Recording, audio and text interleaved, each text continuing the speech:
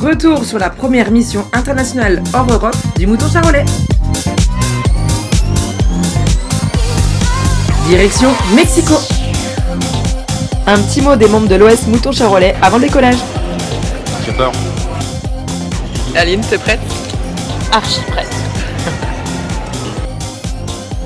Rendu. Après le stress du départ, place aux bonnes nouvelles. Moins de 2 heures sur le vol, les vents sont favorables.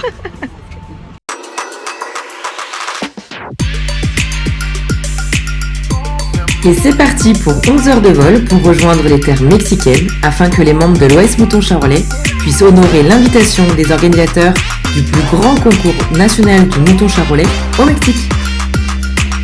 Dès l'arrivée, les différences culturelles sont visibles.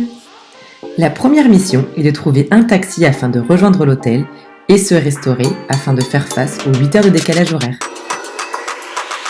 Sans plus attendre, les expériences culinaires débutent avec le piment mexicain. Bravo aux courageuses et courageux qui l'ont testé. Les membres de l'OS Mouton Charolais sont également au Mexique pour promouvoir la race et visiblement en tout lieu. Désormais, visite rapide de Mexico, qui est la capitale vibrante du Mexique, une métropole dynamique qui combine une riche histoire, une culture vivante et une scène artistique effervescente.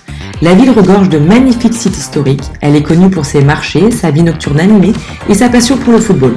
La population de Mexico est estimée à plus de 21 millions d'habitants, ce qui représente environ 14 fois Paris. La langue parlée est l'espagnol et la monnaie, le pesos. Après un décalage horaire maîtrisé, en route pour 3 heures de bus afin de rejoindre la ville de Querétaro, où se trouve le lieu de l'événement tant attendu. La convivialité des Mexicains est flagrante dans le sens de l'accueil des membres de l'association d'élevage des oviniculteurs de Querétaro, qui ont mis à disposition un minibus et une traductrice pour chaque nationalité des jurys, dont Pascal et Étienne font partie pour ce concours national. Ça y est, les membres de l'OS Mouton Charolais sont arrivés après de longues heures de voyage sur le site du Festival international de l'élevage de Querétaro. Ils sont immédiatement submergés par un mélange d'excitation et d'étonnement face à l'immensité de l'événement. En effet, ce festival attire chaque année près de 900 000 visiteurs sur une période de presque 3 semaines. C'est un endroit où petits et grands se rassemblent pour découvrir plus de 400 exposants venant de 17 États différents ainsi que plus de 850 commerçants. C'est un lieu de divertissement, de découverte et de partage. Quelle fierté pour l'OS Mouton Charolais d'y avoir fait sa place, notamment sur les vidéos promotionnelles de l'événement. Écoutons les ressentis et attentes d'Aline, Étienne et Pascal à quelques minutes de l'ouverture du concours. C'est la première expérience pour moi à l'étranger, de vivre un concours comme ça de mouton charolais. Du coup, j'attends beaucoup de choses, de découvrir un petit peu la filière ovine ici au Mexique, de voir un petit peu comment s'y prennent les éleveurs pour préparer les animaux, quel style d'animaux ils sélectionnent, et puis surtout d'avoir des nouveaux échanges et des nouveaux contacts, voilà, le relationnel. Déjà voir un petit peu où ils en sont dans la race au niveau du Mexique, et puis essayer de voir les animaux de qualité, si on est en accord par rapport aux critères de race avec les autres, et espérer un bon salon et voir les bons producteurs. Enfin, je suis impatient de voir ce qu'on va trouver là-bas dans cette présentation à la foire, concours. Voir un petit peu le niveau des animaux, la qualité, et puis voir un petit peu l'organisation, et puis aussi l'ambiance de tous les éleveurs. C'est surtout ça qui... J'ai hâte d'y être, oui. J'ai hâte d'y être. Allez, on y va? Ouais, c'est parti.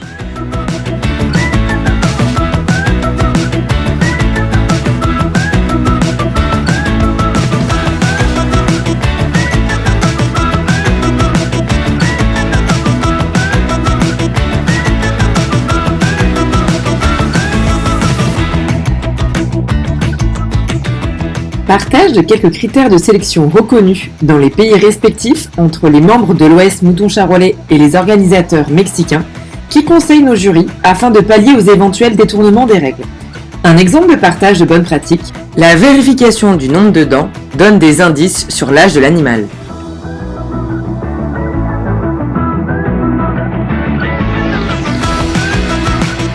Organisateurs, jurys et animaux sont prêts, le concours va pouvoir débuter.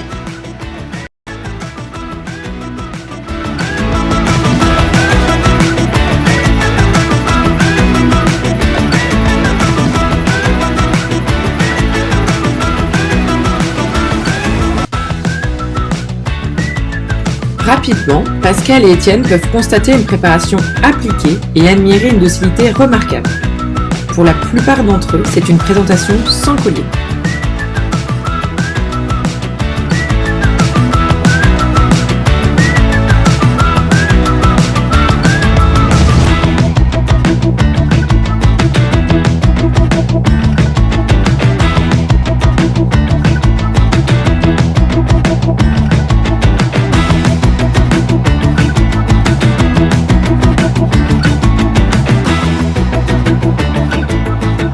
Durant les différentes sections, Aline établit le contact avec les éleveurs mexicains afin de comprendre leur méthode de préparation au concours et découvrir les différents modes d'élevage pratiqués au Mexique.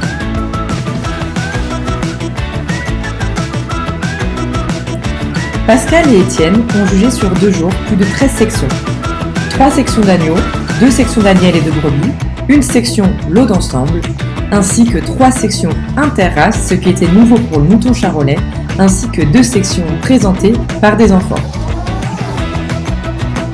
Nous sommes très heureux d'être ici au Mexique, parmi vous. Merci de nous avoir invités. Je suis ici pour faire juge. Buenos días a todos. Oscar Chapono les dice que está muy feliz de estar aquí. La participation de Pascal et Étienne en tant que juges est également l'occasion de détailler les critères français de la race.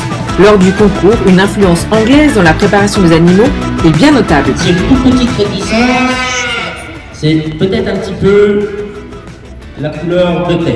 On l'aurait aimé en France encore un tout petit peu plus doux.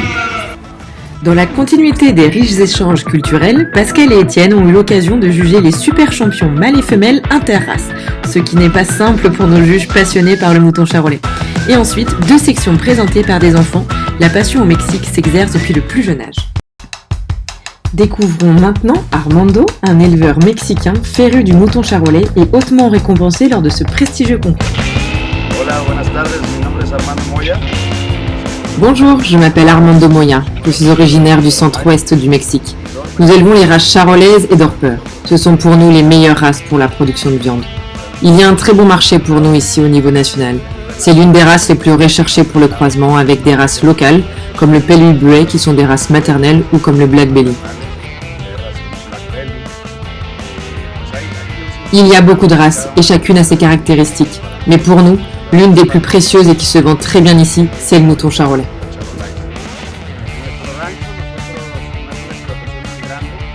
Notre ranch n'est pas une exploitation très grande. Notre production est plutôt petite. Nous avons uniquement 2 hectares dédiés à l'élevage du mouton charolais.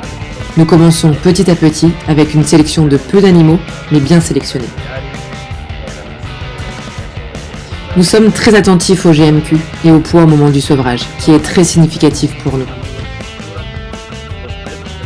Le bélier charolais est recherché ici parce qu'il a un très bon gabarit. Son poids de la naissance jusqu'au sevrage sont très impressionnants en comparaison à d'autres races, ce qui est un critère fort de commercialisation ici. Notre exploitation compte 30 femelles charolaises. Pour le croisement, nous avons sélectionné surtout des champions nationaux. Nous recherchons des animaux volumineux qui sont bien conformés avec un bon développement. Ce sont les détails auxquels nous faisons le plus attention. Pour ce qui est de la préparation des animaux, un ami m'a dit un jour que dans la vie, il n'y avait pas de secret. Il faut travailler beaucoup. Et en vérité, c'est ce que nous faisons peut-être un peu trop au goût de notre entourage. Nous nous efforçons de faire au mieux notre travail, car je pense qu'une chose importante lors de ces concours, c'est le maniement des animaux avant de les présenter à ce type d'événement. Travailler les moutons, les promener et faire une bonne sélection, c'est ce que nous faisons mon frère et moi. Peut-être que ça ne donne pas toujours de bons résultats, mais nous nous donnons le maximum sur chaque concours. Nous travaillons et faisons attention à tous les détails. Par exemple, nous passons beaucoup de temps à préparer les animaux avec la tondeuse, le rasoir, des jours avant le concours jusqu'au jour J. Si je devais partager mon secret de préparation, je vais répondre le travail et la régularité. Une dernière chose que je voudrais partager, c'est que pour moi, la race charolaise est très bonne. Ça ne fait pas longtemps qu'on l'a découverte et elle nous a beaucoup plu. Au Mexique, elle n'est pas très exploitée. Elle n'est pas aussi importante que dans votre pays ou comme en Angleterre, mais c'est une race qui a de l'avenir.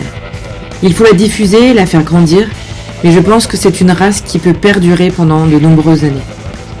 Et nous vous avons invité au Mexique afin que vous découvriez le pays, que vous fassiez connaissance avec les différents éleveurs, que vous voyiez leur façon de les élever et qu'on puisse apprendre les uns des autres. Je pense que c'est ça le plus important. Après de nombreux prix distribués, la remise de fanions après chaque jugement fait honneur à une séance photo où les Mexicains posent fièrement aux côtés de nos jurys charolais. La reconnaissance du déplacement de l'OS est palpable. Les organisateurs mexicains sont très investis à la découverte culturelle. Et cela jusqu'à l'assiette de nos membres de l'OS Mouton Charolais, qui ont eu la chance de goûter aux tacos parsemés d'insectes et aux échanges de traditions mis en scène par les adorables traductrices Emma et Jacqueline.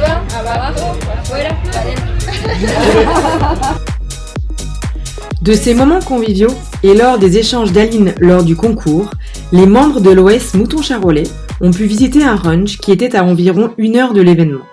Une vraie occasion de découvrir une ferme mexicaine. Le ranch La Cruz de Mayo existe depuis 3 générations. Aujourd'hui, il possède 1500 moutons, dont 1200 femelles afin d'assurer la livraison de plus de 75 agneaux par semaine à l'abattage. Les animaux sont élevés uniquement en bâtiment.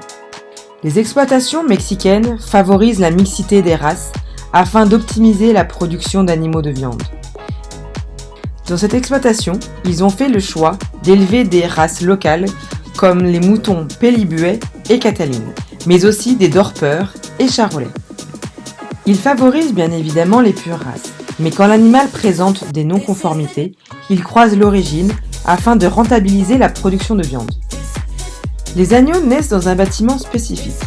Durant la période d'agnelage, c'est près de 50 naissances par semaine.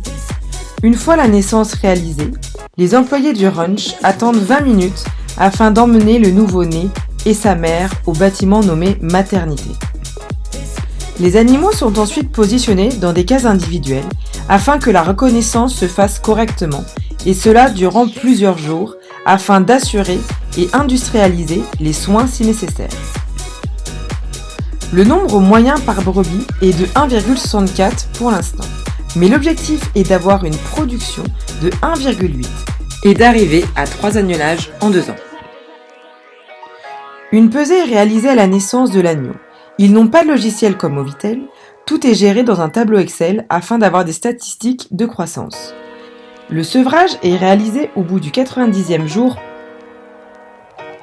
Ils nous confient être souvent critiqués car ils remettent à la CI 30 jours post-naissance, mais pour eux, c'est une stratégie de rendement non négligeable. Le pourcentage de mortalité est de 10%. Ils ont connu la race charolaise sur les foires. La réputation de la productivité les a tentés à essayer, et cela a plutôt bien marché. Ils ont débuté en faisant des tests commerciaux, et ils ont rapidement eu envie de performer lors des concours dédiés à la race afin d'être reconnus. Le domaine possède 57 hectares de culture, principalement de maïs, foin et avoine. L'autoproduction d'aliments est dédiée à l'élevage de reproduction. La ferme achète de l'aliment pour les animaux à l'engraissement.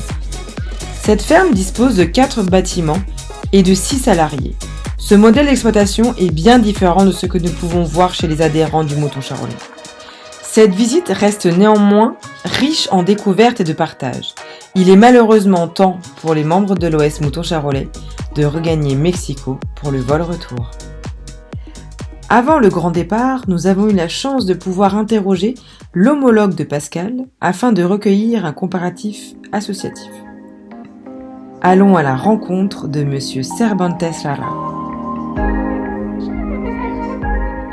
Bonjour, mon association est l'association d'élevage local des éleveurs ovins de Querétaro. Mon nom est José Luis Cervantes Lara et je suis président de cette association qui regroupe différentes races comme le Charolais, Suffolk, Dorper, Texel, Peligüe, Black Belly. J'ai la chance de présider l'une des plus grandes associations du Mexique. C'est ici, dans notre état de Querétaro, que se déroule la foire d'ovins la plus importante de tout le Mexique, où Pascal et Étienne ont pu être jurés. L'inventaire de têtes ovines, dans l'état de Querétaro, est de 160 000. Notre association, constituée dans sa majorité d'éleveurs officiels, compte environ 40 adhérents. Nous comptons principalement des éleveurs multiraces, mais les monoraces existent bien dans notre État. Pour devenir adhérent à notre association, les éleveurs ont uniquement à nous contacter et à nous prouver qu'ils sont bien des éleveurs déclarés. Nous effectuons leur inscription immédiatement pour qu'ils commencent leur livre généalogique et l'inventaire de leurs troupeaux. Nous les accompagnons quand ce sont de nouveaux éleveurs en fonction des races qu'ils souhaitent élever. Concernant les enregistrements de performance, le premier enregistrement est généalogique, mais il y a aussi un enregistrement productif avec le poids à la naissance, poids au moment du sevrage, poids au 120e jour, poids au 150e jour. Nous avons aussi effectué des tests génomiques pour déterminer les différences attendues par lignée et avoir ainsi les éléments pour la sélection du meilleur animal. Nous sommes très reconnaissants que vous, en tant que représentants de la France et de la race du mouton charolais, ayez eu confiance pour nous accompagner. Et j'espère qu'à l'avenir, nous pourrons faire davantage équipe entre nos deux pays. Merci beaucoup. Ça y est, il est grand temps pour les membres de l'OS Mouton Charolais de regagner la capitale française. Après 3 heures de bus pour rejoindre Mexico et plus de 11 heures de vol retour. Nous retrouvons Aline, Étienne et Pascal pour faire un débriefing sur cette belle expérience mexicaine. On a vécu une très belle expérience, un peu dépaysante. On a surtout rencontré de très belles personnes, donc ce qui est très agréable, c'est qu'on a pu, je pense, se créer un réseau et on va pouvoir continuer à tisser des liens avec ce pays où la race a certainement un très bel avenir. Très enrichissante, premier départ déjà pour moi très loin à l'étranger comme ça. Et dans les choses à retenir le plus, déjà le relationnel avec les hommes là-bas. On avait toujours un petit peu de doute quand on parlait extérieur sur si on va s'entendre avec les gars, si on va être apprécié, si les moutons vont être de qualité. Et là tout était au rendez-vous, des moutons de qualité au-delà de ce qu'on pensait. Et des gens super adorables, accueillants, qui ont envie des conseils des Français, donc que du plus. Très bonne expérience. On a découvert un peuple mexicain très agréable, et toujours prêt à nous aider, toujours prêt à rendre service, sans même parler de leur métier, mais rien que dans leur façon d'être et de vivre, oui, on sent qu'ils sont vraiment toujours disponibles pour les touristes, et pour une personne qui est en détresse, ils sont toujours là. Après, au niveau de leur métier, on voit que c'est des vrais passionnés par leur métier, très heureux de le faire et toujours à la quête d'informations et d'essayer de faire mieux. C'était très agréable pour nous de pouvoir leur donner des conseils et puis leur expliquer comment. Quoique dans la préparation ils sont déjà bien, mais ils ont encore des choses à apprendre dans le style, dans la race, dans la conformation du gigot, mais je pense qu'ils vont apprendre vite. Et l'intérêt de notre voyage, c'est d'avoir fait comprendre aux Mexicains que le charolais n'est pas né ni en Irlande ni en Angleterre, mais en France, à Charolais. C'est avec beaucoup d'émotion que cette belle aventure se termine pour les membres de l'OS Mouton Charolais. Ce voyage professionnel confirme l'implantation mondiale de la race et que la promotion et l'accompagnement doivent perdurer à la hauteur de ce qui a été fait jusqu'à nos jours. Rendez-vous à la prochaine mission internationale du Mouton Charolais et comme dirait un membre pilier de l'association avec un espagnol implacable, félicitaciones a todos, hasta pronto!